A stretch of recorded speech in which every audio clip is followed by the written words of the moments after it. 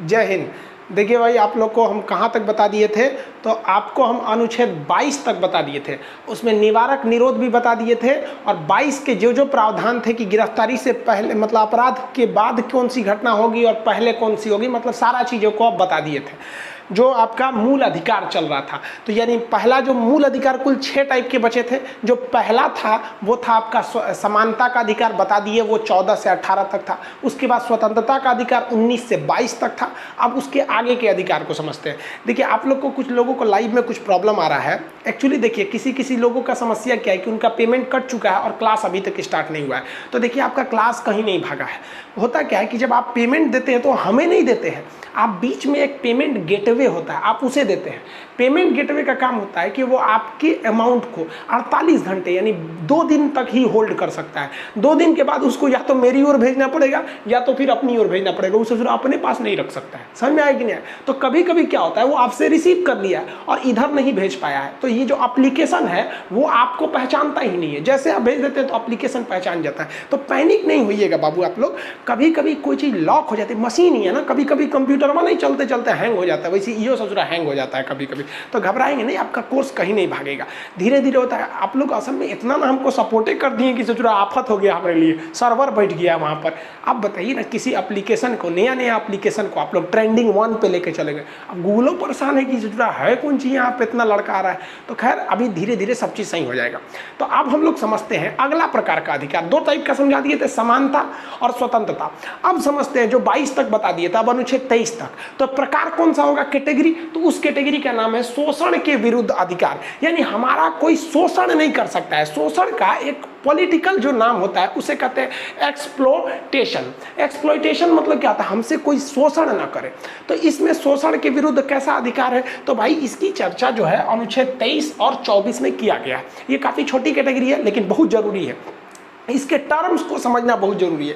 क्या कहा गया है शोषण के विरुद्ध अधिकार में? 23 में कहा गया है कि इसमें 3 बातें ध्यान से करिए। किसी भी व्यक्ति का ट्रैफिकिंग नहीं कर सकते हैं। ट्रैफिकिंग का मतलब होता है उसकी तस्करी या उसके साथ दुर्व्यवहार। तस्करी मतलब क्या होता है, छोटे बच्चे को लोग बेच देते हैं, तो छोटका बच्चा को बेच देंगे ना, तो सब ले जाके उसको चौराहा पे भीख मंगवाएगा, तो जिंदगी भर उससे भीख मंगवाता है ऐसा।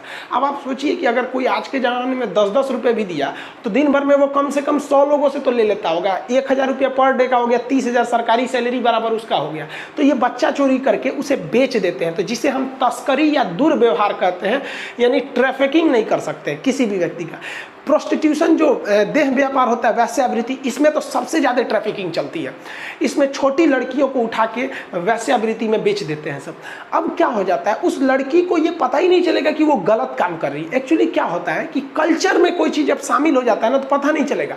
जैसे आपको अगर कोई कह देता है कि आप एक लुंगी पहन के चलिए तो तनी बाजार में, नहीं जाइएगा आप, क्योंकि आपका कल्चर नहीं है। आप पैंट जीन्स पहनने वाले व्यक्ति हैं, आपका कल्चर नहीं है। लेकिन वही केरला और तमिलनाडु चले जाइए, साउथ में, वहां ससुरा दूल्हा लुंगी पहन के घूमता है, क्योंकि वो उसका क्या है, कल्चर बन चुका है। आप दिल्ली के लोगों को कहिएगा गमछा बांध के घूमे, नहीं घूमेगा। और हम लोग का क्या हो गया, गमछा तो भाई सब कल्चर है, एकदम बढ़िया से बांध लो, इसे पसीना हो तो पसीना पोंछ लो, कुछ नहीं मिले तो सतुआ घोर लो, इसमें कमर पे बांध लो, पीछे पसीना हो गया अगर मान लीजिए तो फिर पंखा चलाने की क्या जरूरत है, मार गमछा से इसे पोंछ लो। सुबह सुबह मेहरारू उठेगी, नहाएगी, बाल में फसल है तो मार गमछा से बाल झाड़ लेगी वहां पे। तो ये हम लोग का कल्चर है, हम लोग को ये बुरा नहीं लगता है। तो अगर किसी लड़की को बचपन से उठा के उसे बेच दिया जाता है ना, तो उसे वैश्यावृत्ति में उसको कुछ समझ में नहीं आएगा कि भाई हम गलत कर रहे हैं, वो कल्चर में उसके आ जाएगा।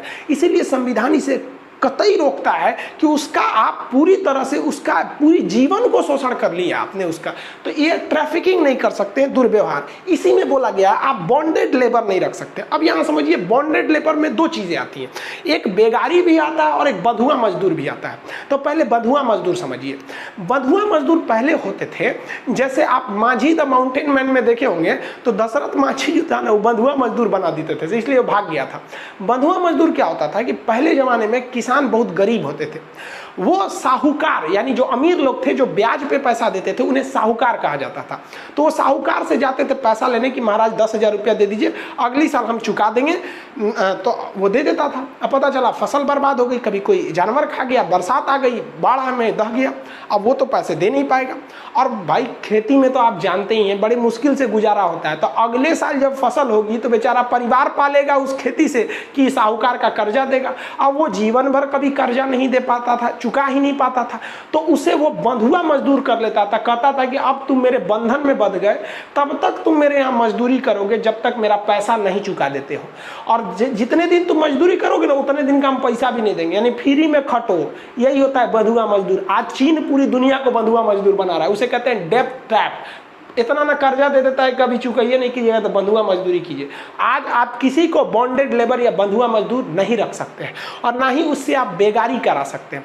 बेगारी का मतलब होता है काम करा लिए और पैसे नहीं दिए, या एकदम में कम पैसा दिए, उसे क्या कहते हैं बेगारी। किसी रिक्शा वाले से चल लीजिए खूब दूर और उसका उतर के वो 1 रुपया दे दीजिए ससुरा मरबो करेगा आपको। क्यों, क्या कहेगा उतरते कि तोरा बेगारी करने के लिए बैठे हैं। बेगारी मतलब बिना पैसे का काम करते हैं, उसी को क्या कहते हैं बेगारी कहा जाता है। जैसे आपसे कोई कह दे कि चलो हम तोरा नौकरी देते हैं, एसएससी में नौकरी लगवा देते हैं, रेलवे में सैलरी नहीं मिलेगा, तो करिएगा आप? नहीं कीजिएगा, क्योंकि आप बेगारी नहीं कर सकते। और खुद संविधान बेगारी को रोक लगाता है। हालांकि एक शायर ने क्या कहा है कि बेगारी के अजियारे में जीने वाले जी लेते हैं, हम उन फूलों में से हैं जो कांटों में जी लेते हैं। शायरी उरी मत मारिए। शायरी कब मारता है ऐसा लड़का? जब नया नया उसको कहीं चक्कर चलता होता है ना, तो शायरी मारता है सब बकलोलवा सब। अब देखिए ध्यान से, इसमें अगला क्या चीज़ है, फोर्स्ड लेबर नहीं रख सकते हैं। यहाँ हम शॉर्टकट लिखते हैं, आप अगर इसको स्क्रीनशॉट टाइप का कुछ लेना चाहेंगे ना तो ये काफ़ी शॉर्ट होता है, ठीक है। तो ये शॉर्ट में अगर आप इसको लिखना चाहें तो ये रिवाइज करने के लिए काफ़ी अच्छा होता है।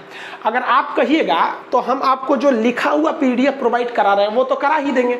अगर आप कहिएगा कि नहीं सर ये शॉर्टकट वाला भी करा दीजिए हमको पीडीएफ, कि कहीं ट्रेन व्रेन में जा रहे हैं, ब्याह शादी में जा रहे हैं, तो किताब खोल के नहीं ना पढ़ेंगे पीडीएफ, ये पढ़ लेंगे, सब चीज़ शॉर्टकट में लिखा रहता है, तो आप कहेंगे तो हम इसे प्रोवाइड करा देंगे। तो देखिए फोर्स्ड नहीं करा सकते, यानी बलात् श्रम नहीं करा सकते। बलात् श्रम का मतलब क्या होता है, किसी मजदूर को लाए हैं सुबह 8 बजे, अब 5 बज गया, बेचारा थक गया है, अब कह रहा है कि मालिक नहीं होगा, या कम में काम किया 2 बजे कह रहा है कि मालिक नहीं होगा, जितना पैसा हुआ उतने दे दीजिए, तो आप उसे जबरदस्ती रोक के काम नहीं करा सकते हैं, बलात् श्रम नहीं करा सकते। पहले ये बहुत होता था, बहुत सारी मूवी में दिखाया गया है। गैंग्स ऑफ वासेपुर एक मूवी है जिसमें दिखाता है कि सरदार खान जो रहता है ना, पहलवान रहता है, वो खदान में मार मार के काम करवाता है। तो किसी से मार मार के जबरदस्ती काम नहीं करा सकते, ये संविधान रोकता है, जिसे हम कहते हैं बलात्। बलात् का मतलब होता है जबरदस्ती, बिना उसके इच्छा से, तो उसे क्या कहते हैं बलात् श्रम। समझ में आ गया कि नहीं? तो ये चीजें आप नहीं करा सकते, इस 23 में बोला है।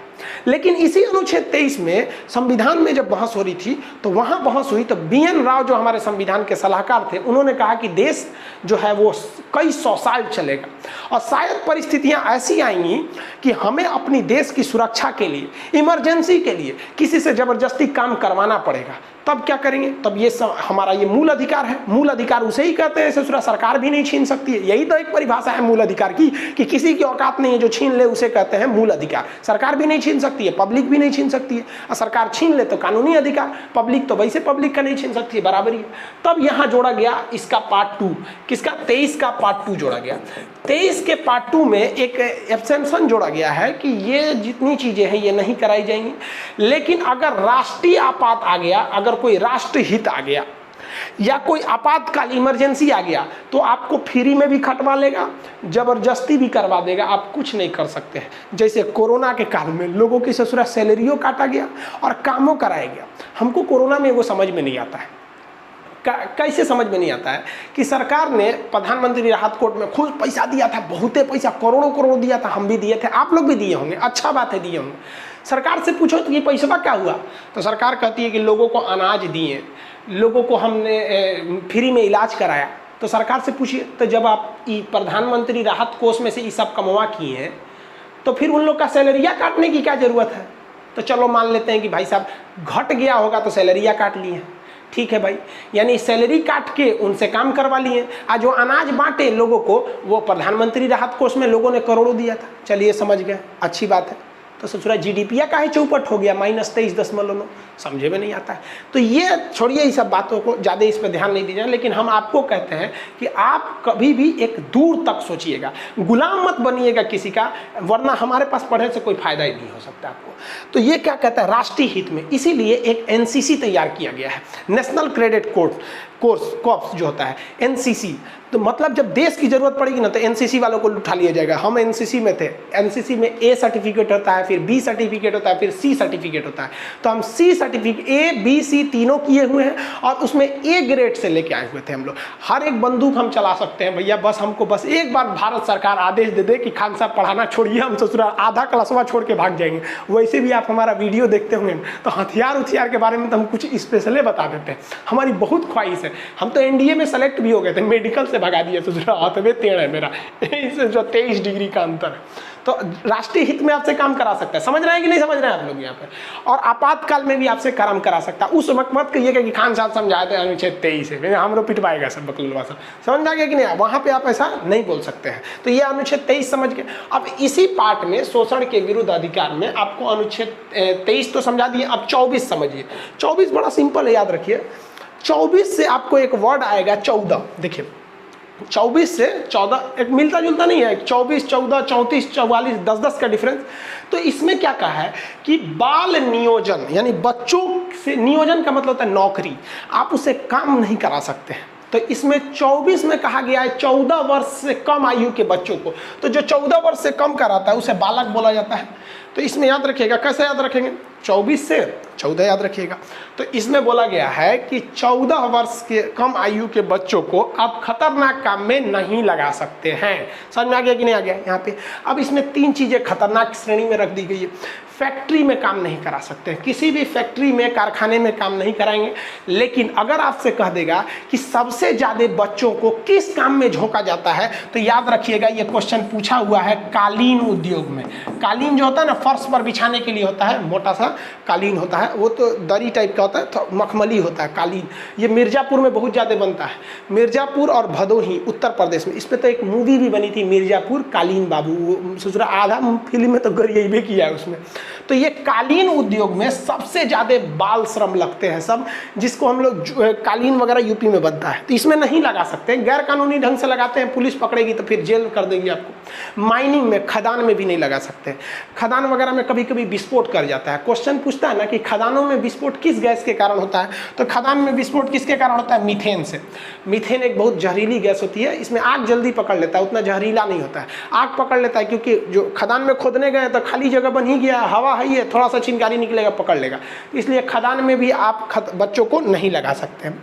डेंजरस काम में नहीं लगा सकते, खतरनाक काम में आप इसे नहीं लगा सकते। खतरनाक काम क्या होता है, कहीं पुल बन रहा है, उसका जो यहाँ पे वायरडक्ट रखा जाता है, वायरडक्ट समझते हैं, जो पुल का जो खंबा होता है, तो आप देखेंगे ना तो ढलाई छत की तरह ढलैया नहीं होता है, पुल का तो खंबा रख दिया और नीचे एक ठो ले आके इसके ऊपर ऐसे रख देगा एक ठो, जिसे हम लोग क्या कहते हैं, वायरडक्ट कहते हैं। तो इसमें आप बच्चों को नहीं लगा सकते, खतरनाक काम है।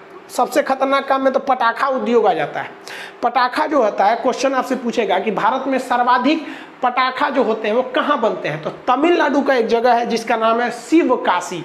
अब ऐसे याद रखेंगे, शिव जी जो थे उन्हें नहाना बहुत पसंद था, और सबसे शुद्ध पानी तो गंगा जी का पानी है, और गंगा जी भी कहाँ की सबसे शुद्ध मानी जाती है, तो भाई सब काशी और हरिद्वार ही सबकी ज़्यादा शुद्ध मानी जाती है, काशी तो और अच्छा बात है। तो शिव काशी, तो तमिलनाडु में एक जगह है शिव काशी जहाँ पटाखा उद्योग है। तो 14 से 24 में 14 वर्ष से कम आयु के बच्चों को आप खतरनाक काम में नहीं लगा सकते हैं। तो ये तो आप समझ में आ गया आप लोग को, 23 और 24 की ये शोषण से बचने के लिए बात थी। आप समानता का अधिकार समझ गए, 14 से लेके कहाँ तक था, 18 तक। स्वतंत्रता का अधिकार 19, 20, 21, 22, शोषण के विरुद्ध 23 और 24। अब यहाँ बड़ा इंपॉर्टेंट आता है, कौन सा अधिकार इंपॉर्टेंट आता है, तो वो आता है आपका धार्मिक स्वतंत्रता का अधिकार। अब ये धार्मिक स्वतंत्रता का अधिकार कहाँ से कहाँ तक होगा, ये भी तो पता होना चाहिए ना। समझ में आ रहा है कि नहीं आ रहा है। देखिए, धार्मिक स्वतंत्रता का अधिकार अनुच्छेद 25 से 28 तक है। आप लोग को 1-2 दिन तक क्लास जो है ना इस टाइप के मिलेंगे, फिर आप हमसे ना फेस टू फेस चैट कर सकते हैं। रीज़न क्या है कि जो सर्वर है उसको हम बढ़ा दिए हैं, लेकिन उसको बढ़ाने में ना थोड़ा सा टाइम लग जाता है। अगर आपका ये कैपेसिटी मान लीजिए 1.5 लाख स्टूडेंट रहते लोग ना, तो कोई दिक्कत नहीं था, आप चैट कर सकते थे हमसे खटाखट, हम यहाँ से भी रिप्लाई कर देते। लेकिन स्टूडेंट की कैपेसिटी बहुत आगे जा चुकी है, तो सर्वर थोड़ा सा एक्सपेंड कर रहा है, जिसे कहते हैं इलास्टिक कहते हैं, तो उसमें भी थोड़ा सा टाइमिंग लगती है। सुजरा हमको भी उतना हैबिट नहीं है ना अभी फटाफट बताने का, हमको वही आदत है, आए धड़ाधड़ पढ़ाएं चल दिए एकदम सीधे सुपर फास्ट स्पीड में। धीरे धीरे आप लोग भी एडजस्ट हो जाएंगे। एक चीज़ तो टेंशन मत लीजिए, ससुरा SSC, रेलवे, BPSC, दरोगा, कुछ भी हो, ससुरा छीन के लेंगे हम नौकरी, मांगेंगे नहीं, छीन के लेंगे हम। जिस तरह से शेर के मुंह से शिकार छीन लिया जाता है ना, उस तरह से छीन के लेंगे। ससुरा अशोक की भूमि है, अशोक जिसके शासन काल में सिकंदर भाग गया था। रेलवे SSC कौन पूछता है, आप पढ़िए बस ईमानदारी से, समझ में आ गया, और बस मेंटली यहाँ रहिए, समझ में आ रहा है कि नहीं, एकदम हंस खेल के पढ़िए। सोच पढ़ने से ईजी तो कोई चीज़ें नहीं है यहाँ पे। पढ़ाई से जिस दिन प्यार हो जाएगा ना, उस दिन इसको कोई नहीं भगा सकता। तो हम लोग देखते हैं अब धार्मिक स्वतंत्रता का अधिकार, ये ज़रूरी भी है भाई साहब, देश में तो बहुत ज़रूरी है, खास करके हिंदुस्तान में। यहाँ तो भाई साहब पूरा हर तरह के धर्म रहते हैं, तो संविधान बड़ा अच्छा बनाया है इसे। धार्मिक स्वतंत्रता का अधिकार क्या कहता है भाई साहब, 25 से 28 तक है। तो पहला है अनुच्छेद 25, ध्यान से समझिएगा। अनुच्छेद 25 कहता है अंतःकरण, यानी कॉन्साइंस कहता है। अंतःकरण यानी आप किसी भी धर्म को मान सकते हैं। अंतःकरण का मतलब क्या होता है, मानना, किसी भी धर्म को आप मान सकते हैं, चाहे आपको कुछ भी है। जैसे हम मुसलमान हैं, हम चाहें तो क्या कर सकते हैं, हिंदू धर्म को भी मान सकते हैं। तो यहाँ तो ये भी लिख देना चाहिए था ना कि धर्म की स्वतंत्रता तथा धर्म परिवर्तन की स्वतंत्रता। इस पर बहुत बहस हुई थी कि धर्म परिवर्तन की स्वतंत्रता देंगे ना तो बहुत बवाल चलेगा। अब ये नहीं देखते हैं लव जिहाद, अरे यार हम सबको बोलते हैं, लड़का हो चाहे लड़की, अरे सोचो दुकान कॉलेज है, कोचिंग में पढ़ने जाता है सब, में जाकर फंस जाता है सब। ये सब करने की क्या ज़रूरत है यार। तू अगर एगो तो धर्म को चौपट करता है लव जिहाद के नाम पर, फिर माँ बाप का नाक कटवाता है सब। अच्छा जरा सोचो, तुम 1 मिनट के लिए बस ये सोचो, तो किसी लड़की से तू भाग के, या लड़की है तो लड़का से भाग के तुम लव मैरिज कर लेती हो, ठीक है चलो कोई बात नहीं, तो कितना बड़ा बोंक है रे। जरा सोच 20 साल बाद जब तुम्हारा लड़का बड़ा होगा, लड़का तो तू लोग जल्दी ही धाए दे पैदा कर देगा, लेके भागेगा लोग, तो कि पैदा कर देंगे लड़का तो मजबूरी बन जाएगा ब्याह करना। अब बताओ 10-15 साल बाद, 18 साल बाद जब लड़का बड़ा होगा, मैट्रिक इंटर में आएगा, तो तुम सालों ने उसको सर्टिफिकेट दिया है कि तू घूम घूम मोहल्ला में लड़कियों को लाइन मार, क्योंकि तुम्हारे अंदर ये हिम्मत ही नहीं रहेगी कि तुम अपने बच्चों को बोलोगे कि तुम लड़कियों को काहे लाइन मारते हो। खुद बोल देगा, ए पापा आप तो मम्मी को लेके भागे थे। अब मम्मी बोलेंगे रे पगली के बाप से तो तू फसल थी, सुनेंगे। तो सोचिए आपका दिमाग ना ठेहुना में है, ठेहुना में। आप अपने स्वार्थ के लिए अपने से आने वाली हर एक पीढ़ियों को बर्बाद कर रहे हैं, और अपने बच्चे को लाइसेंस दे रहे हैं कि तू लड़कियों का लाइन मार, और लड़की है तो आप लाइसेंस दे रहे हैं अपने बच्चों को कि तो भाग जाओ यहाँ से। इसलिए भाई साहब कभी सब गलत एक्शन मत लीजिएगा, समझ में आएगा। अब इस टॉपिक पे आते, देखिए अंतःकरण का मतलब क्या होता है। आप कोई भी धर्म को मान सकते हैं। यदि आप मुस्लिम है ना, तो आप अगर आपको हिंदू बनना है तो यहाँ अंतःकरण का सेंस, यहाँ धर्मांतरण क्यों नहीं कहा गया। कहा कि अगर आपको हिंदू धर्म बहुत अच्छा लग रहा है ना, तो आप मन ही मन मानिए ना। और अगर आप हिंदू हैं, मान के चलिए आपको इस्लाम धर्म पसंद है या सिख धर्म पसंद है, तो जरूरी नहीं कि आप ब्रांड चिपकाइए, धर्म को अंतर करिए, आप वहीं से मन ही मन मान सकते हैं, कोई दिक्कत नहीं। हमारा एक दोस्त है, उसको ना ब्राह्मण है, उसको कुछ पसंद, मतलब ऐसा नहीं कुछ इस्लाम धर्म पसंद है, लेकिन कुछ कुछ जो है ना गाने इस्लाम धर्म के बड़ा अच्छा वो गुनगुनाते रहता है। तो वही संविधान भी यही कहता है कि देख भैया तुम्हें अगर वो गाना अच्छा लग रहा है तो गुनगुनाओ, कोई दिक्कत नहीं है। अंतःकरण मतलब अंतःकरण, अंदर ही अंदर मानो हमको, हाँ भैया हम मिश्रा जी हैं, हमको ये अच्छा लगता है, कोई दिक्कत नहीं। धर्मांतरण करने से बचो। और संविधान भी कहता है कि राज्य अगर धर्मांतरण को रोकने के लिए कानून बनाए तो बना सकती है, क्योंकि इसमें बहुत दंगा फसाद होता है। अब हम ही को देख लीजिए, हमको भी कुछ कुछ गाने बहुत अच्छे लगते हैं, जैसे एक तो महामृत्युंजय यज्ञ जो होता है, ओम त्र्यंबकम यजामहि सुगंधिम पुष्टिवर्धनम उर्वारुकमेव बंधनाम मृत्योर्मोक्ष मातृताम। समझ गए। अरे थोड़ा सा जबान लड़खड़ा जाता है, क्योंकि हम उतना पंडित जी थोड़े हैं, हम जो पूरा मंत्र अच्छा से याद रखें, फिर भी बड़ा अच्छा धुन लगता है। तो अब पता चला कि हम धर्म अपना लिए तो सोचा पता चला बवाले हो जाएगा, धर्म अपना लिए, अब कोई इधर आके अपना लिए तो बवाल हो जाएगा। तो क्या जरूरत है भैया ब्रांड चिपकैला बिना। आपको अच्छा लगता है पर जी। अब गायत्री मंत्र आप सुनिए ना धीमी आवाज में, ओम भूर्भुवस्वः तस्य वितुर्वरेण्यं हर वो देवस्य देवही न्यो यो न प्रचोदया, है कि नहीं ऐसा? भले थोड़ा सा हमारी आवाज़ में थोड़ा गलती हो सकता है, हमको अच्छा लगता है, सुन लेता है। सुबह सुबह कोई हनुमान चालीसा पढ़ ले, सुबह सुबह आप कोई नाच सुन लीजिए, एगो गाना है अली मौला अली दम दम, ये सबको अच्छा लगता होगा, धुन अच्छा है भाई, अच्छा लगता है तो गाओ। लेकिन संविधान ध्यान से समझिएगा क्या कर रहा है, अंतःकरण की बात कर रहा है। मतलब आप हेल मत जाइए उधर, अच्छा लग रहा है तो उसको एडॉप्ट कर लीजिए, लेकिन हेलिए मत। देखिए संविधान क्या चाहता था, इनडायरेक्टली देश को बचाना चाहता था कि इसमें बवाल ना हो सके। समझ आया कि नहीं आ गया? तो ये अंतःकरण की स्वतंत्रता है।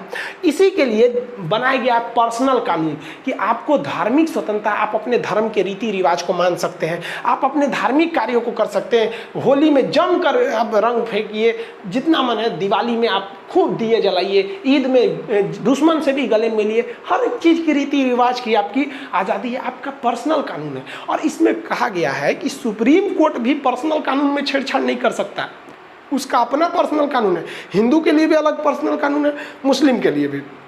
और साथ ही साथ धर्म के प्रचार की भी स्वतंत्रता है। धर्म के प्रचार की स्वतंत्रता कैसे है भाई साहब? देखिए आप अलग अलग टीवी चैनलों पे देखते होंगे ना, तो धर्म के प्रचार आते होंगे, लेकिन अगर आप देखेंगे तो आजकल धर्म का प्रचार नहीं हो रहा है। हमारा धर्म कैसा नहीं, छोड़ दे, तोरे धर्म में कौन कमी है ई निकाल। अरे भैया ससुरा पगला गया है सब यार। आपको अपने धर्म का प्रचार सबसे अच्छा क्या है पता है? अपने आप को इतना काबिल बना लो ना, इतना काबिल बना लो ना कि लोग खुद तुम्हारी ओर आकर्षित हो। स्वामी विवेकानंद, राजा राम मोहन राय, इन्हें देखकर कौन नहीं फक्र करेगा कि ये लोग हिंदू थे? आप बताइए, हमारे एपीजे अब्दुल कलाम, कौन नहीं कहेगा कि मुसलमान हो तो ऐसा हो? तो भाई साहब ये सब बातें कहा गया है, समझ आ गया? इसी के तहत हर व्यक्ति को स्वतंत्रता है। तो अनुच्छेद 25 जो कहता है ना, वो व्यक्तिगत स्वतंत्रता की बात कर रहा है, यानी हमारी अकेले क्या क्या की आज़ादी है। ये सामूहिक स्वतंत्रता नहीं कहता है, ये इंडिविजुअल की बात करता है।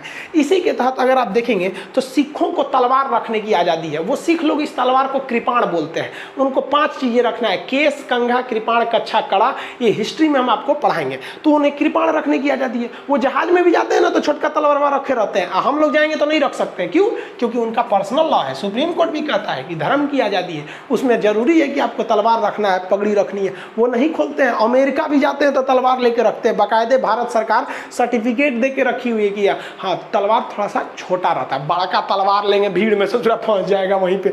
तो वो लोग भी समझते हैं, वो लोग भी ऐसे नहीं है, वो लोग भी बहुत समझदार है। धार्मिक जगहों पे जाते हैं तो बड़े तलवार रखते हैं, ऐसे वो लोग भी बहुत सभ्य होते हैं। आप देखिएगा, अगर आपको भूख लगी है ना, अगर भूख लगी है तो इतना याद रखिए, वाहे गुरु का लंगर ही आपका पेट भर सकता है, बाकी नहीं भरेगा कोई आपको। तो वो लोग भी बहुत अच्छे होते हैं। अब हिजाब देखिए, मुस्लिम महिलाएं बुर्का पहनती है ना, हिजाब जो होता है वहाँ पर, तो कोई उन्हें रोका है? कोई नहीं रोका है। अरे भाई भले उस शौक से हिजाब न पहने, वो अलग बात है।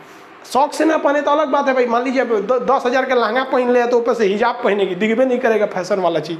सिंदूर लगाने की स्वतंत्रता है। अब देखिए हिंदू महिलाओं को, अब हम बाकी जो साउथ इंडिया के लड़के हैं, राजस्थान और पंजाब हरियाणा वाले लड़के, आप लोग को तो वहाँ का कल्चर हमको उतना अच्छा नहीं पता, बट बिहार में क्या होता है, हमारे यहाँ की महिलाएँ यहाँ से सिंदूर लगाती हैं, एकदम भयानक, पीछे ले एकदम भयानक। अब ये सिंदूर लगाने की प्रथा जो जानते हैं, ये सीता मैया ने चालू कर दिया था। लंका में जब रावण सीता माँ को अपहरण करके लेके भाग गया था, तो अशोक वाटिका में बैठी थी, तो हनुमान जी बानर का शक्ल लेके गए थे, तो देखिए कि सीता जी ना सिंदूर लगा रही है खूब लंबा। तो हनुमान जी वहाँ आए, तो हनुमान जी पूछ दिए कि माता ये आप सिंदूर क्यों लगा रही हैं? तो सीता जी कही ना कि सिंदूर लगाएंगे ना तो राम जी की आयु बढ़ेगी। मतलब कहने का सेंस कि महिला सिंदूर लगाएगी तो पति की आयु बढ़ती है। तो सीता जी के पति राम जी थे, तो उन्होंने कहा राम जी की आयु बढ़ेगी। तो सीता जी जितना मानती थी ना राम जी को, उनसे ज़्यादा हनुमान जी मानते थे। लेकिन है तो ये बानरी सेना के आदमी, बानर थे ना वो, तो उन्होंने कहा, बुद्धि उतना लगाए नहीं, बलशाली थे, बुद्धि में तो थोड़े ना उतना तेज थे। तो इन्होंने कहा कि अच्छा सिंदूर लगाने से राम जी की आयु बढ़ेगी, तो हम एक काम करते हैं, इतना ना सिंदूर लगाते थे ना कि राम जी अजर अमर हो जाए। तो गए और इतना सिंदूर पकड़ के पूरा देह में पोत दिए, कहे कि ले ससुरा पूरा देह में पोत देते हैं। हनुमान जी ने लाल हो गए और सीता जी के सामने आए, कहे माता जी देखे तो सीता जी हंस दी, कहे अरे हनुमान ये क्या किए तुम?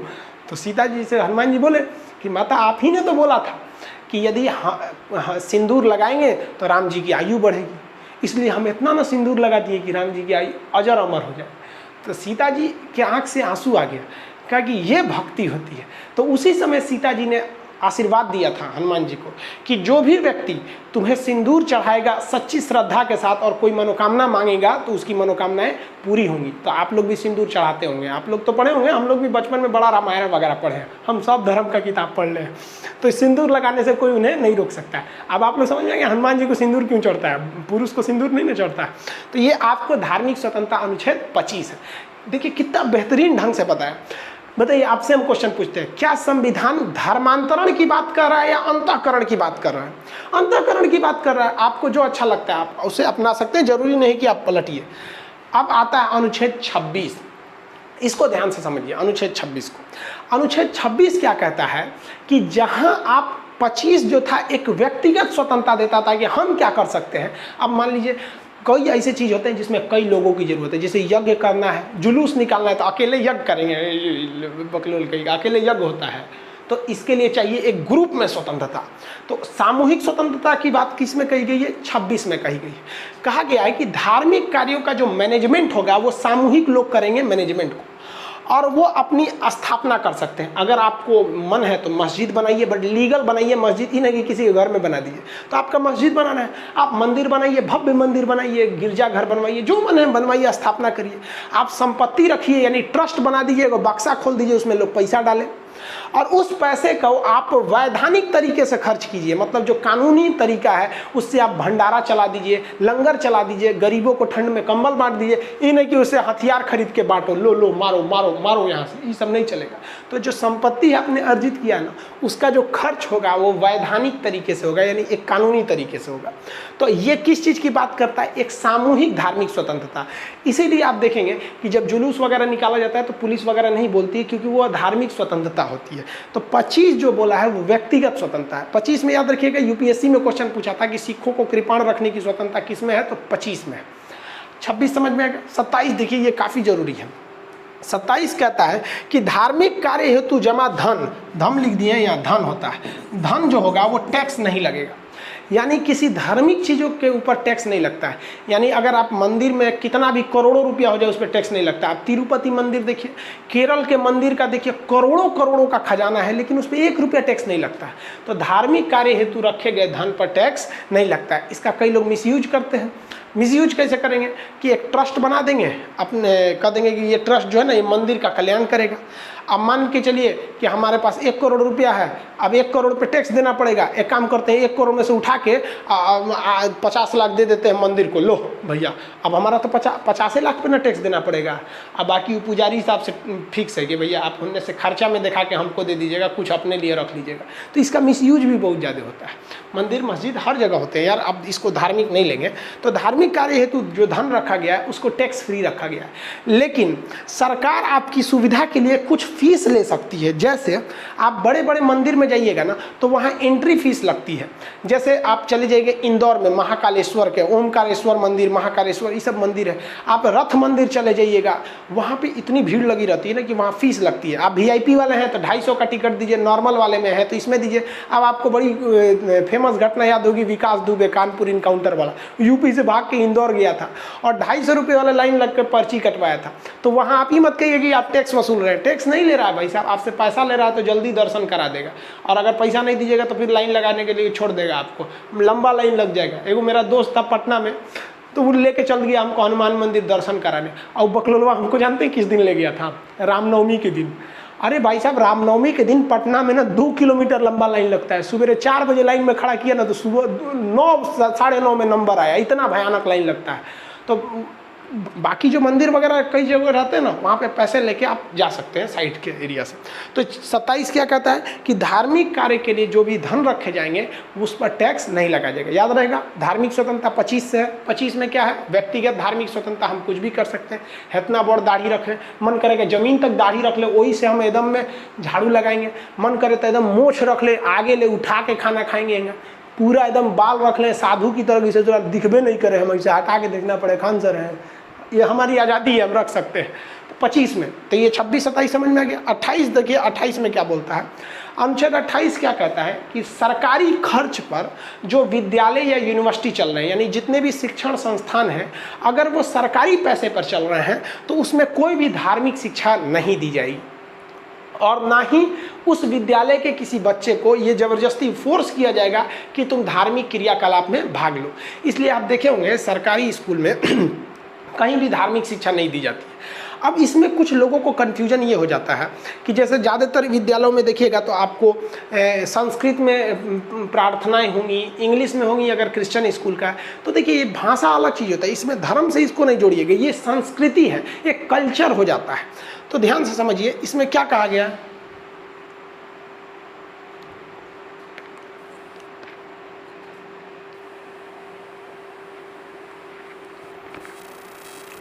तो ध्यान से समझ में आ गया आप लोग को ये, इसमें क्या बोला गया है कि धार्मिक कार्य के लिए जो भी मतलब जो भी विद्यालय है उसमें धार्मिक शिक्षाएं नहीं दी जाएंगी। ये हो गया आपका 28। अब देखिए आप ध्यान से जरा कि हम लोग कहाँ इसमें जो धार्मिक स्वतंत्रता का अधिकार था वो 25 से 28 तक था। अब हम लोग तो देख लिए 25 में बोलिए, फटाफट बोलेंगे। 25 में क्या है, व्यक्तिगत धार्मिक स्वतंत्रता। धर्मांतरण की बात कही गई है कि अंतःकरण की बात कही गई है। आपको जो अच्छा लगता है आप अंतःकरण कीजिएगा, धर्मांतरण मत कीजिएगा। लव जिहाद हैन तेन क्या चीज़ होता है, उस चकोनों के साथ भाग जाओ इधर उधर, ये सब गलत चीज़ है, नहीं भागना होना चाहिए यहाँ पर। अंतःकरण समझ में आ गया। 26 में क्या है, सामूहिक धार्मिक स्वतंत्रता। 27 में धार्मिक कार्य के लिए जो धन रखेंगे उसमें टैक्स नहीं लगेगा। 28 में सरकारी स्कूल में धार्मिक शिक्षा नहीं दी जाएगी। अब बात कर लेते हैं जरा, अब धार्मिक स्वतंत्रता का अधिकार तो खत्म हो गया 28 में। अब अगला कौन अधिकार आएगा भाई साहब, तो अगला अधिकार आता है शिक्षा एवं संस्कृति का अधिकार। हमें राइट टू एजुकेशन है and right to our culture है, ये समझना बहुत जरूरी है भाई साहब। इसमें बड़ी कन्फ्यूजन होता है, कैसे समझिए ध्यान से। इसकी चर्चा 2 अनुच्छेद में, एक 29 है और एक 30 है। ये भी छोटा सा है, जैसे कैसे शोषण के विरुद्ध अधिकार था 23 और 24, वैसे ये है 29 और 30। इसमें किसकी बात कही गई है, तो इसमें एजुकेशन एंड कल्चर यानी शिक्षा एवं संस्कृति की बात कही गई है। तो इसमें 29 से शुरुआत करते हैं। 29 में बोला गया अल्पसंख्यकों के हितों की रक्षा। देखिए अल्पसंख्यक क्या होते हैं, कहीं पे आप चले जाइए, जो लोगों की संख्या कम है उनको थोड़ा सा सुविधा दीजिए, क्योंकि बड़े लोग उन्हें दबा देते हैं। अब आप जनरल से देखिए, अगर मान लीजिए कोई गांव है जिसमें यादव जी लोग बहुत ज़्यादा हैं और पंडित जी लोग का 2 घर है, तो यादव जी लोग का बोलबाला रहेगा। अब कोई ऐसा गाँव है जहाँ मुस्लिम बहुत ज़्यादा है और पंडित जी लोग या फिर हिंदू लोग या फिर और कोई जात के लोग कम हैं, तो जाहिर सी बात है मुस्लिम का बोलबाला रहेगा वहाँ पे। मतलब आप सिंपल ही समझिए कि जो मेजॉरिटी होते हैं लोग उनको कहीं ना कहीं एक इनडायरेक्टली प्रॉफिट मिल ही जाता है। समझ आएगी ना। इसलिए संविधान कहा कि भाई साहब मेजॉरिटी जब भी रहेगी ना तो माइनॉरिटी को थोड़ा सा दबा देगी, और अगर सरकार भी दबा दीजिएगा ना तो फिर उससे थोड़ा बहुत दब जाएगा, धंस जाएगा। इसलिए क्या कीजिए कि जो माइनॉरिटी है इसको कुछ छूट दे दीजिए ताकि ये लोग इसे दबा ना सके। इसीलिए माइनॉरिटी की बात कही गई। माइनॉरिटी 2 हिसाब से हो सकती है। आपका धर्म अगर किसी जगह पे 10% से कम है तो आप वहाँ के माइनॉरिटी है। देखिए माइनॉरिटी पूरे देश पे नहीं गिना जाता है, किसी राज्य में गिना जाता है। आप नागालैंड में जाइएगा ना तो वहाँ हिंदू मुस्लिम तो छोड़िए, मुस्लिम तो वहाँ माइनॉरिटी है ही है, हिंदू माइनॉरिटी में है सर। वहाँ 85-80% से ज़्यादा वहाँ जानते हैं ईसाई हैं लोग। मिजोरम में चले जाइए तो 93% मिलेंगे सर क्रिश्चियन सब वहाँ, तो वहाँ हिंदू की माइनॉरिटी में चला है। हिंदू धर्म में क्या होता था कि कर्मकांड बहुत ज़्यादा हो जाते थे कि तुम नीचे जाति का है, सुजरात बराबरी नहीं बैठेगा, ये नहीं बैठेगा। ईसाइयों ने उसको देख लिया। ईसाइयों ने कहा कि देखो भाई तुम छोट जात का है, ज़िंदगी भर यहाँ रहेगा तो कचड़ा में रहेगा, तुमको लोग दबा के रहेंगे। एक काम करो तुम ईसाई धर्म अपना लो। ईसाई धर्म अपना लिया, खूब मस्त टाई हुई लगा लिया एकदम, वो John D'Souza welcome in the church of Nagaland, हो गया मस्त उसकी ज़िंदगी कट रही है वहाँ। ईसाई सब में देखिए मारधार नहीं करता है, तो बहुत अमीर होता है तो पढ़ा लिखा। और तो हम थैंक यू कहते हैं ईसाइयों ने इस देश की ना 30% शिक्षा को अकेले संभाल के रखा है। आप कोई ऐसा स्कूल बताइए आपके यहाँ पे भी, अगर आप टॉप 5 स्कूल की गणना करेंगे ना अपने मोहल्ले अपने ज़िला में, बाहर मत जाइए, हिंदुस्तान छोड़ दीजिए, अपने जहाँ रहते हैं वहाँ टॉप 5, तो उसमें 4 ईसाई का ही होगा। Saint convent, saint Joseph, saint Xavier, saint Thomas Paul, ये वो दुनिया भर का वही रहता है। समझ में आया कि नहीं। उन लोगों ने शिक्षा पे बहुत ज़्यादा जोर दिया। तो इसमें कहा गया अल्पसंख्यकों के हितों की रक्षा कीजिए। तो पहला तो अल्पसंख्यक धर्म के आधार पर हो जाते हैं, उसके बाद भाषा के आधार पर भी अल्पसंख्यक हो जाते हैं। जिनकी कम, जैसे बिहार में बंगाली बोलने वाले बड़ी कम है, तो बंगाली भाषा के आधार पर वो अल्पसंख्यक हो सकते हैं। तो इसमें क्या कहा गया, कैसे आप अल्पसंख्यक की रक्षा कीजिएगा। तो कहा गया है कि किसी भी अल्पसंख्यक व्यक्ति को केवल और केवल उसकी संस्कृति के आधार पर, अब संस्कृति क्या होती है समझे में नहीं आता है। जैसे मुसलमान की एक संस्कृति है, जब कोई मिलेगा ना तो उसे आदाब कहेगा या अस्सलाम वालेकुम कहेगा। हिंदू की संस्कृति क्या है, बराबरी में नमस्कार करेगा, बड़े लोग को प्रणाम करेगा, और बड़ा है लोग बहुत ज़्यादा तो पैर छू के प्रणाम करेगा, ये संस्कृति है। ईसाई लोग में तो गुड मॉर्निंग गुड आफ्टरनून से, वाई गुरु की जय, सत श्री अकाल, सिख लोग करते हैं। तो ये कल्चर है। दोस्तों का कल्चर क्या आप लोग में? एगो दोस्त दूसरे से मिलेगा तब रे ठीक ठाक, तो कहे हाँ एकदम ठीक ठाक, ये दोस्तों का कल्चर है कि नहीं? है कि नहीं? मान लीजिए कोई दोस्त आपको 6 महीना बाद फ़ोन करेगा, तो ये कल्चर है इसका, फ़ोन उठा के कहेगा अरे भाई साहब अभी जी रहा है रे तुम, ये दोस्तों का कल्चर है। तो किसी भी व्यक्ति को उसके कल्चर के आधार पर आप किसी स्कूल में परमिशन लेने से नहीं रोक सकते हैं। कहेगा कि आपका कल्चर ये नहीं है, ठीक नहीं है, आप सलाम करने वाले आदमी, हम आपका एडमिशन नहीं लेंगे, आप प्रणाम करने वाले नहीं लेंगे, ऐसा नहीं कर सकते। अल्पसंख्यकों के हितों की रक्षा, ना ही उसके भाषा के आधार पर आप उसे रोक सकते हैं। उसकी भाषा, मान लीजिए उसे उर्दू आता है और उसकी भाषा उर्दू बोलने वाली है, हालांकि आप लोग भी उर्दू ही बोलते हैं। आप बोलते हो ना प्यास लगी है, पानी चाहिए, पानी को कभी जल बोलते हैं? जल हिंदी है, पानी तो उर्दू है। भोजन हिंदी है, खाना उर्दू है, वस्त्र हिंदी होता है, हिंदी में, उर्दू में तो इसे कपड़ा कहा जाता है। तो आप जाने अनजाने में उर्दू ज़्यादा यूज़ करते हैं।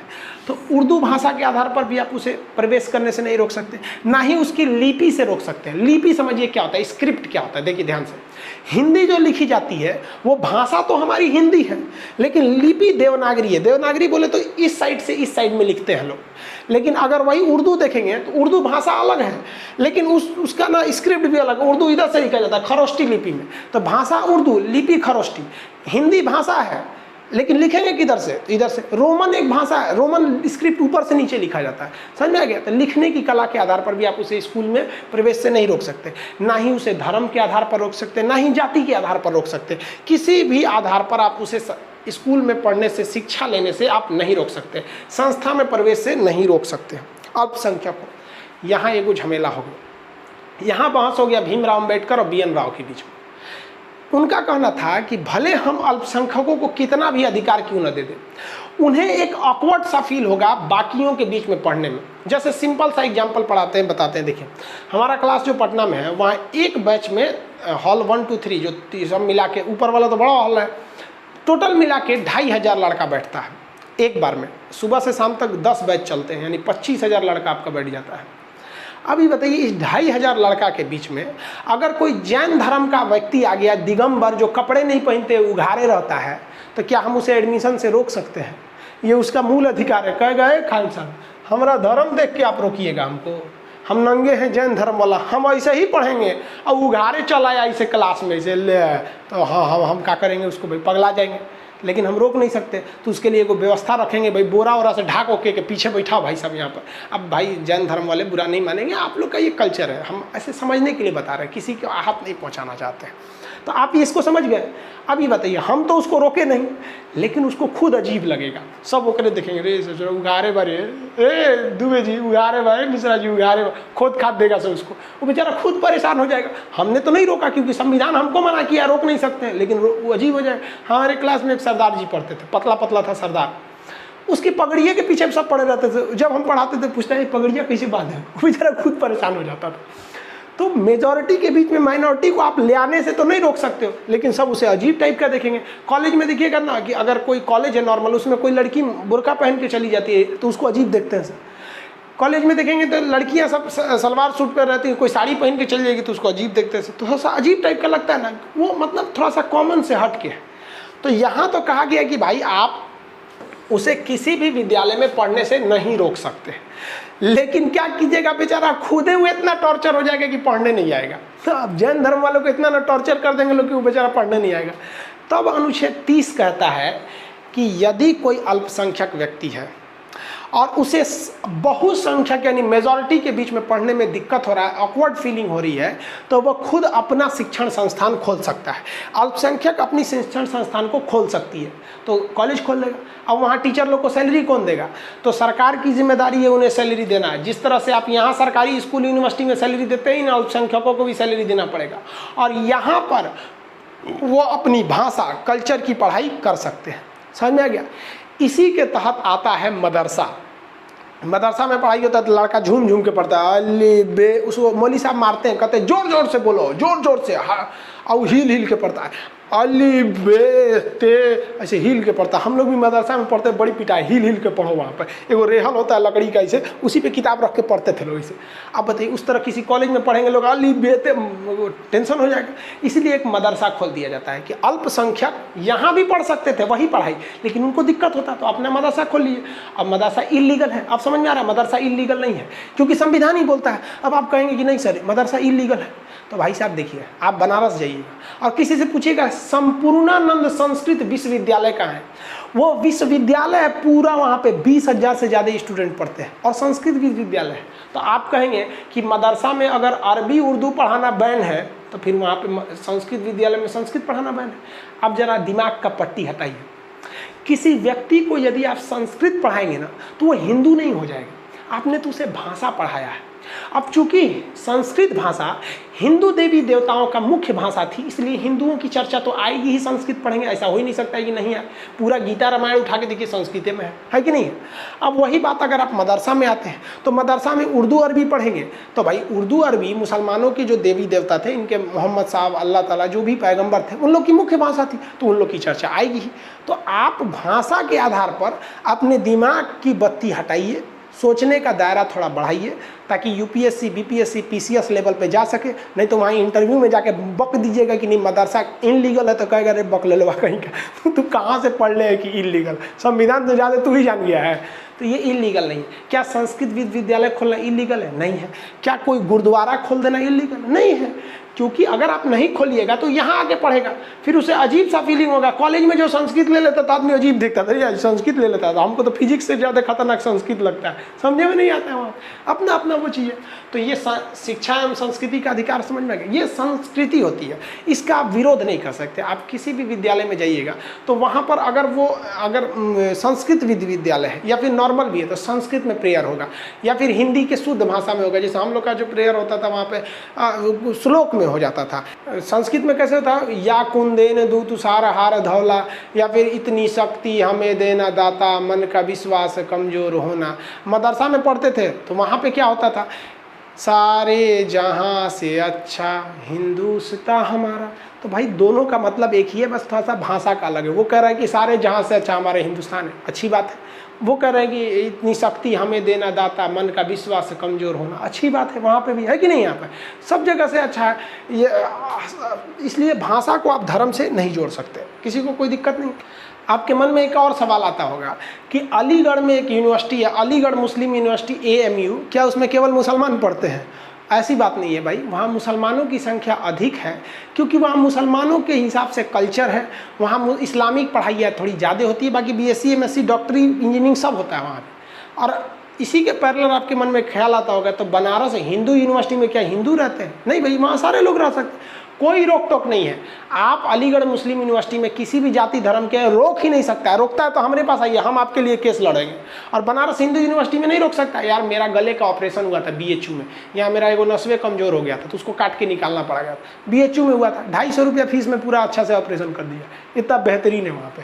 तो ऐसा नहीं है, धर्म के हिसाब से आप लोग कन्फ्यूजन नहीं रखिएगा। तो ये हो गया आपका 29 और 30, ये एक और अधिकार खत्म हो गया। अब अगला अधिकार आता है संपत्ति का अधिकार, राइट ऑफ प्रॉपर्टी, संपत्ति का अधिकार। अभी ये है ही नहीं है, इसलिए इस पर ज़्यादा चर्चा नहीं करेंगे, लेकिन बता तो देते हैं। देखिए, संपत्ति का अधिकार आपका 19 के 6 में भी था। 19 के 6 में क्या था, आप कोई भी संपत्ति को खरीदने की स्वतंत्रता थी, उस संपत्ति को संरक्षित करके बचा के रखने की भी स्वतंत्रता थी, समझा गया।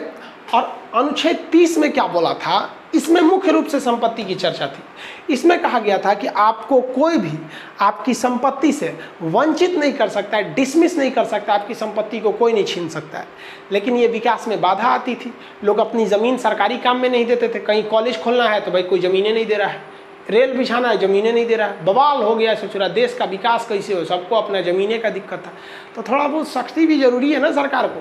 तो मोरारजी देसाई ने 44वां संविधान संशोधन कर दिया, और 44वां संविधान संशोधन 1978 में किया गया, और इसमें कह दिया गया कि भैया आप संपत्ति का अधिकार मूल अधिकार नहीं रहेगा।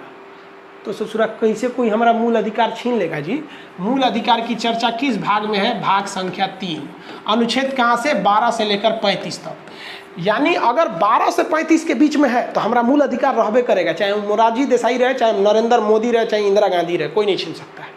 तो मोरारजी देसाई को सलाह देने वाले का बकलोल थे सब। उन्होंने कहा मोरारजी देसाई को कि महाराज प्रधानमंत्री देखिए आप कुछ कर लीजिएगा, अगर आप उसको 12 से 35 के बीच में रखें तो मूल अधिकार बन जाएगा, फिर आप चिल्लाते रहिए, आप उससे नहीं छीन लेंगे। एक काम कीजिए, ना रहेगा बांस ना बजेगी बांसुरी, इस ससुरा को यहाँ से नोच लीजिए, जो अनुच्छेद 30 है ना और 19 है इसी के बीच में आता है, इसको नोच के और कहीं और बिक दीजिए। बिक देना मतलब समझते हैं, फेंक देना, कहीं और फेंक दीजिए। संविधान में रहेगा, फेंक दीजिए कहीं और, क्योंकि 12 से 35 के बीच में रहेगा ना तो संवैधानिक ये इसके लिए मूल अधिकार हो जाएगा, फिर सरकार नहीं छीन सकती। अब 12वां फेंक देंगे तो ये हो जाएगा कानूनी अधिकार, तो आप छीन सकते हैं। मोरारजी देसाई ने क्या किया, इतना न दूर फेंका कि 31 से उठा के एक बार फेंका 300 के कम है। सोचिए यहाँ पे हम गलती से 30 लिख दिए थे, 30 तो आपको पढ़ाई दिए हैं, तो सोचिए 31 से उठा के एक बार कहाँ फेंका भाई, 300 के कम है। कहा कि ससुराल हे में 3 में रहा था से भाग 3 में 12 से 35 तक न ट्रेन चलेगी न एयरपोर्ट बनेगा, हमारा ज़मीन यहाँ पे, हमारा ज़मीन, अल्लाह अब जाके मांगो हमारा ज़मीन। अब सुप्रीम कोर्ट कहेगा गिरे बबुआ सुन, हम मूल अधिकार के रक्षक हैं, मूल अधिकार के। अब मूल अधिकार किस में आता है, 12 से 35 के। मोरारजी चाचा थे ना, चाचा मारे इतना फेंक दिए 300 के कम है, हुआ चल जाए, कानूनी अधिकार है। आपका पड़ोसी छीनेगा तो आइएगा हम बचा लेंगे, कोनो अगल बगल का दबंग आदमी छीनेगा तो बचा लेंगे, सरकार छीनेगी तो अब हमारे बस के ना हो। तो इसीलिए सरकार से दबाव बनने लगा। किसी का 10 लाख का ज़मीन है, सरकार लेके उसको 10,000 दे देती थी। तो भूमि अधिग्रहण बिल पारित किया गया कि भाई किसी का भी जो मुआवजा दिया जाएगा वो बाजार में जो कीमत है उस आधार पर उसके ज़मीन को दिया जाएगा। तो इसके लिए भूमि अधिग्रहण बिल पारित किया गया। अब संपत्ति का अधिकार आपसे कहेगा तो ये हमारा मूल अधिकार नहीं है। संपत्ति का अधिकार अब क्या बन गया है भाई, अब हमारा कानूनी अधिकार बन गया है। अब हमसे हमारा पड़ोसी नहीं छीन सकता है। ये समझ में आ गया आप लोग को। अब जरा देखते हैं आगे कहाँ तक। ये तो हो गया आपका इसमें 19F में भी था, 31 में भी था। आगे समझते हैं, देखिए ध्यान से। मूल अधिकार किस भाग में था, फटाफट बोलते जाइए। कितना लिख दें इसमें, 3 अनुच्छेद बताएंगे। अनुच्छेद संख्या ये थी 12 से लेकर 35 तक। अब 12 में क्या था भाई साहब, 12 में थी परिभाषा सरकार राज्य की। 13 में था कि भाई ऐसा कोई कानून नहीं बनाएंगे जो संविधान को ठेस पहुंचाता हो। इसमें अब 3 तलाक का मैटर था, 3 तलाक आगे समझाएंगे। कितने प्रकार के थे मूल अधिकार, तो पहला बताइए तो समानता का। फटाफट बोलिएगा, समानता का अधिकार किस में था, 12 13 तो वही हो गया, 14 से लेकर 18 तक। दूसरा बताएंगे स्वतंत्रता का अधिकार, राइट टू फ्रीडम, स्वतंत्रता का अधिकार 19 से लेकर 22 तक। तीसरा कौन सा था, तीसरा बताइए फटाफट, शोषण के विरुद्ध अधिकार, शोषण के विरुद्ध अधिकार। ये किस में था, 23 और 24 में। चौथा बताइए धार्मिक स्वतंत्रता, धार्मिक स्वतंत्रता कहाँ से था, 25 से लेकर 28 तक। पांचवा शिक्षा एवं संस्कृति, शिक्षा और संस्कृति का अधिकार, शिक्षा और संस्कृति का अधिकार 29 से 30। छठवां संपत्ति का अधिकार, अभी बताइए संपत्ति का अधिकार किस में था, 31 में था। यह है कि अभी संपत्ति का अधिकार नहीं है, संपत्ति के अधिकार को काट दिया गया, तो छठवां नंबर कट गया। सातवां अधिकार बच गया आपका संवैधानिक उपचार का अधिकार। यह है आपका अनुच्छेद 32 में। अनुच्छेद 32 में संवैधानिक उपचार का अधिकार है। इसे संविधान की आत्मा कहते हैं। तो कुछ ना कुछ बात होगा तभी ना आत्मा कहते हैं, क्योंकि देश शरीर का सबसे बड़ा चीज़ है आत्मा, इसलिए इसे कि संविधान की आत्मा कहते हैं। भाई सभी छोटा मोटा चीज़ नहीं होगा, बहुत बड़ा होगा। जिस तरह शरीर से आत्मा निकाल दिए सब खत्म, संविधान से अनुच्छेद 32 निकाल दिए सब खत्म। भीमराव अम्बेडकर ने इसे संविधान की आत्मा कहा था, जबकि कई सारे जो राजनीतिक शास्त्र के विद्वान थे इसे क्या कहा पता है, अनुच्छेद 32 को मूल अधिकार को मूल अधिकार बनाने वाला मूल अधिकार कहते हैं। इसमें हर साल क्वेश्चन पूछता है, बीपीएससी हो यूपीएससी हो कुछ भी हो, 5 टाइप का रीट निकालता है, हॉबियस कर्पस निकालता है, मेंडेमस, प्रोहिबिशन, फिर कोवेलेंटो निकालता है, सर्ज्यूरी निकालता है, ये कई टाइप के होते हैं सब। तो आप कंफ्यूज हो जाइएगा, इसलिए पहले इतना को ध्यान से रखते हैं, फिर समझाएंगे हम आपको 3 तलाक क्या था, तलाक बद्दत क्या था, फिर समान सिविल संहिता क्या है, वो सब अभी हम आगे समझाएंगे। पहले ये रिवाइज हो गया आप लोग को। फटाफट बताइए, पहले जो मूल अधिकार थे कितने प्रकार के, 6 बकलोल का, पहले बार 7 टाइप का था, अभी कितना टाइप का है, 6। कौन सा हटाया गया? संपत्ति का अधिकार। नोच के मोरारजी देसाई कहाँ फेंके? 300 के कम है। नोचने से पहले कहाँ था? 31 में था। अभी मौलिक अधिकार है? नहीं। वो क्या बन चुका है? कानूनी अधिकार बन चुका है। समानता का अधिकार 14 से 18, स्वतंत्रता आज़ादी 19, 20, 21, 22, शोषण के विरुद्ध 23 से 24, धार्मिक स्वतंत्रता 25 से 28, समझा गया। शिक्षा और संस्कृति 29 से 30, संपत्ति का अधिकार 31, लास्ट अधिकार कौन सा हो गया भाई साहब? 32, संवैधानिक उपचार। अब आप कहेंगे कि खान साहब क्या पढ़ा रहे हैं? हिनिया लिखे हैं कि 12 से 35 तक मूल अधिकार है, अब 32 पे ले आके आप 7 प्रकार खत्म कर दिए, 3 को घरे ले जाएंगे क्या? तो भाई हम घरे का ले जाएंगे। इसमें बोला गया है कि कुछ ऐसे जगह हैं जहां आप कितनों पढ़ लीजिए आपका नियम कानून नहीं चलता है। ये 32 के आगे बोला है। पहले खूब आपको तारीफ किया है कि बबुआ हाई ले लो, बबुआ हाउ ले लो, हाई ले लो। एनिया जाके कहा कि यो मत नहीं तो थुथुरे पूछ देंगे। जैसे सेना के एरिया में, सेना के एरिया में जाएंगे ना तो आपका संविधान नहीं लगता है। जहाँ मिलिट्री रहती है वहाँ मार्शल कानून लगता है। तो ये सब आगे बोला गया कहाँ रोका जाता है। तो आई होप आप इसको समझ गए होंगे। आप लोग को थोड़ा बहुत जो प्रॉब्लम आ रहा है किसी का पेमेंट फंस जाने की वजह से कुछ PDF को लेके, तो बाबू आप समझिए वो सर्वर को लेके आ रहा है, थोड़ा बहुत दिक्कत हो जाएगा। जैसे आप समझिए कैसे नया जूता खरीद के लाइएगा, वो जो पहनेंगे ना तो 1 हफ्ता बड़ी गड़ेगा ससुरा, लेकिन जब वही जूता 1 हफ्ता पुराना हो जाएगा ना तो एकदम आराम से चलने लगेगा। तो ये ऐपवा जो है ना नया है, नया लोग का नखरा बहुत होता है। नौकरी हो जाएगा ना, जब ब्याह होगा तो नया दुल्हन आएगी ना तो बहुते नखरा होगा। उसी तरह ये एप्लीकेशनवा जो है ना, ये बहुत समझिए अभी नया है। ये एप्लीकेशनवा से लगाव रखिए, नौकरी भी बढ़िया मिलेगा, और नौकरी हो गया तो वो भी बढ़िया मिलेगा। समझा गया कि नहीं? एकदम बढ़िया मिलेगा, अपाची मिलेगा, गोरकी मिलेगी, सब मिलेगा। और नौकरी नहीं मिलेगा तो उन्हें घास कटनी को न मिल जाएगी आपको। समझा गया कि नहीं? क्या इसको अच्छे से रिवाइज करते रहेंगे, कोशिश करेंगे कि जितना पढ़ाए हैं उसको जैसे क्लास ओवर हो आप आंख बंद करके आत्मसार होकर उसे एक बार दोहराएं कि सर ने कैसे बताया था। और ये कोशिश कीजिए आंख बंद करके, आप रिवाइज नहीं कर रहे हैं बल्कि आप किसी को पढ़ा रहे हैं कैमरे के आगे, और आपको पूरे लोग देख रहे हैं लाखों की संख्या में। सोचिए तब ना रिस्पॉन्सिबिलिटी बनती है। आप अकेले में रिवाइज करते हैं, अच्छा से थोड़े करते हैं। सोचिए ना हम यूट्यूब पे आते हैं तो हमारा 23 लाख सब्सक्राइबर है, यानी हमारा 23 लाख लोगों के पास वीडियो जा रहा है, तो कितनी रिस्पॉन्सिबिलिटी बनती होगी। इसीलिए ना आदमी पूरा मन एकाग्रित करके आपको समझाता है, तो उतना मन लगा के आप पढ़िएगा तो रिजल्ट हो जाएगा।